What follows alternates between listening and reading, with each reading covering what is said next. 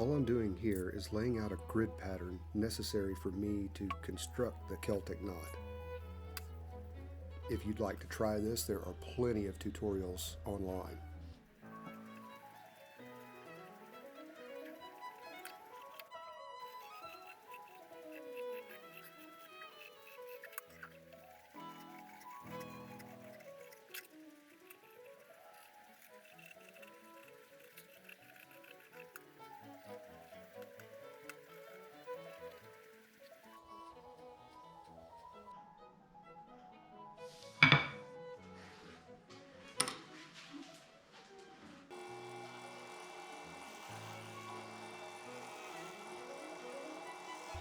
To help save time on the carving, I take the handle over to the drill press and start drilling out the negative spaces. I had to play around with the depth a little bit, but once I dialed that in, it was smooth sailing.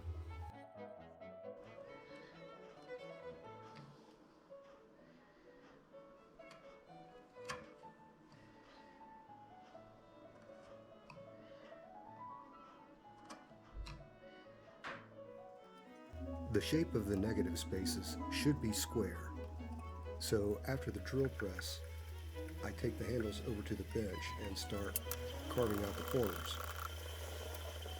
I'm not really sure what technique to use, so I used probably 3 different chisels plus the knife until I got a technique down that I was comfortable with. And then after that, it was just repetition and repetition for a couple of days, I think.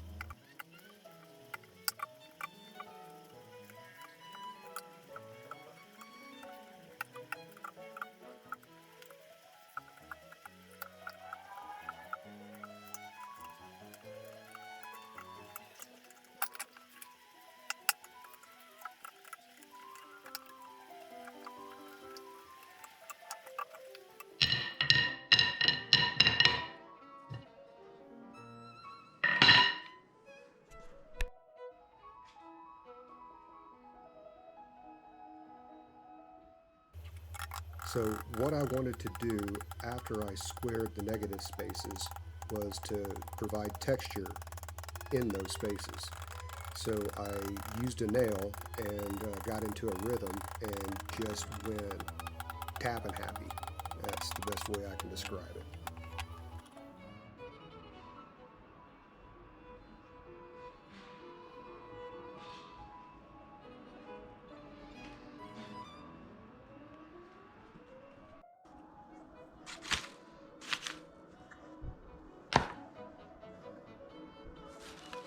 Now that the texturing is done, I want to add a little bit of contrast.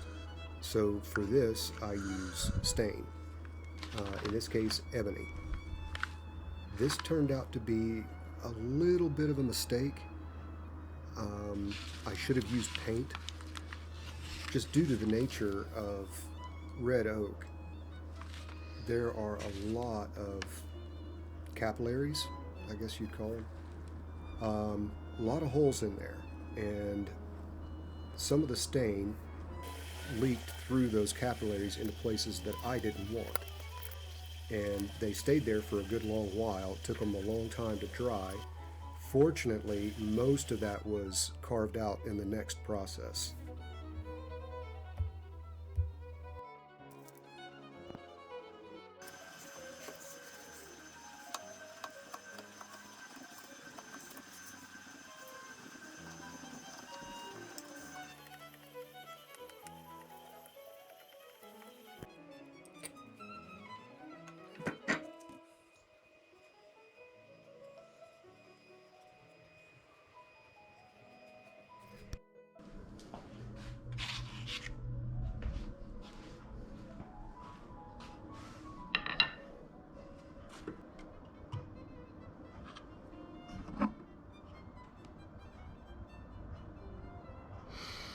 Now it's time to define the weaving pattern. So I'm going all hack and slash to get the over and under effect going on. After I'm done with the bulk of this, I will go back and add contour. You can certainly leave everything crisp and straight, but I don't think that's going to feel really good on my hands. So I'm going to round the threads, contour them, shape them just a little bit.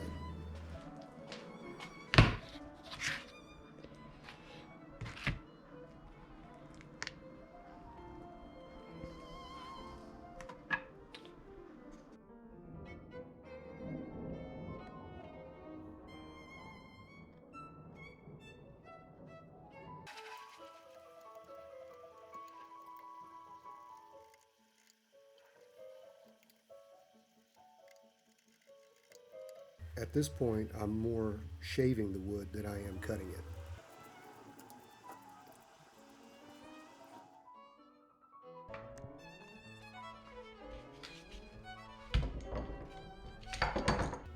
I made 4 blanks out of scraps of walnut that I had laying around the shop.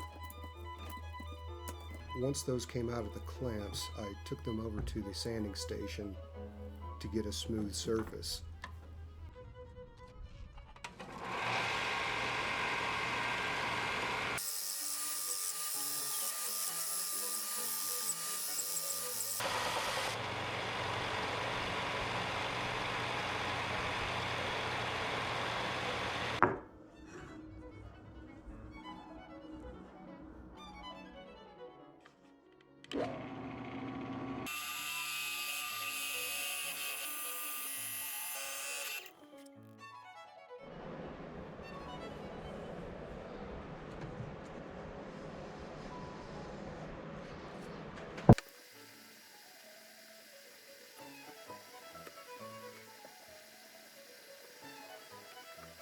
I cut out some templates I found online and then traced them oversized on the walnut blanks.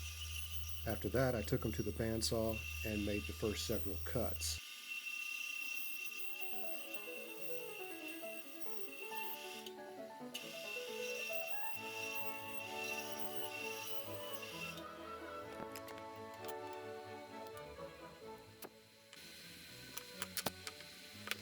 I taped the cutoffs back onto the block in preparation to cut in the other direction.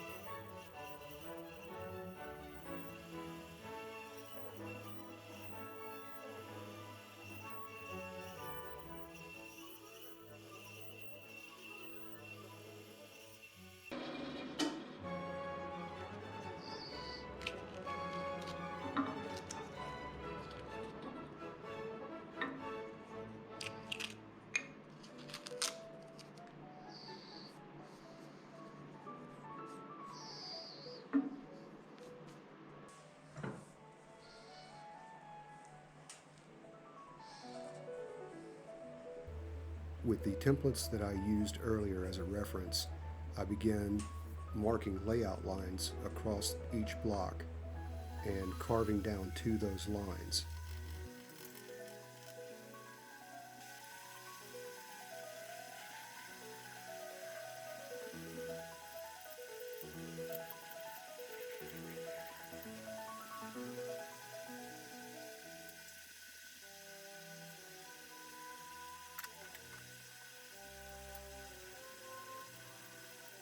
I quickly fell into a rhythm here where I would mark, cut, and flip. That's all I'm doing. Mark, cut, flip.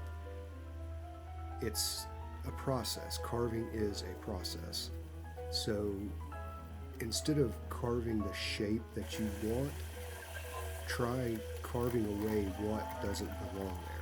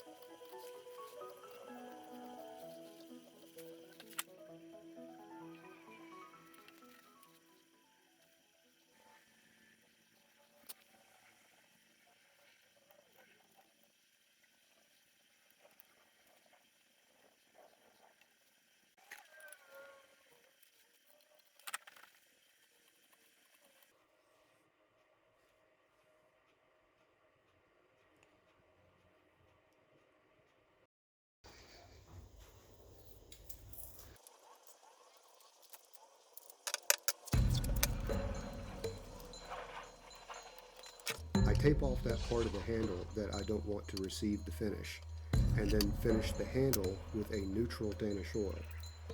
After that, I move on to a walnut colored Danish oil for the skulls.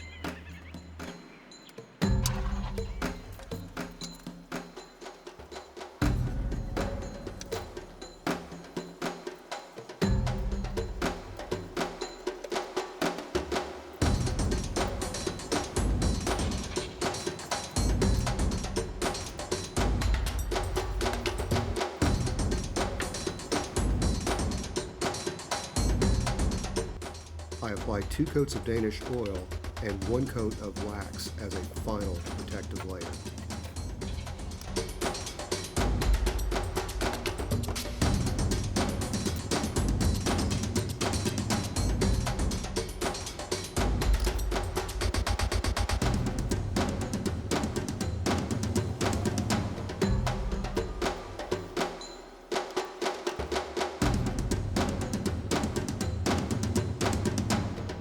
All right, well, here it is.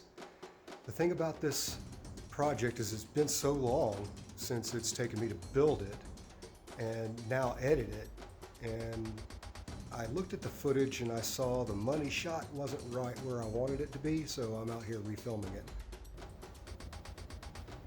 I'd like to thank all of you for tuning in to watch this series of videos.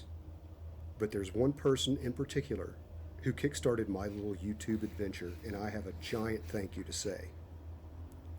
Allison, your kindness, generosity, support, and a swift kick in the ass were all instrumental in me taking my first steps. I am fortunate to have met you, and I hope these videos and this bench were worth it in your eyes. Thank you all for watching.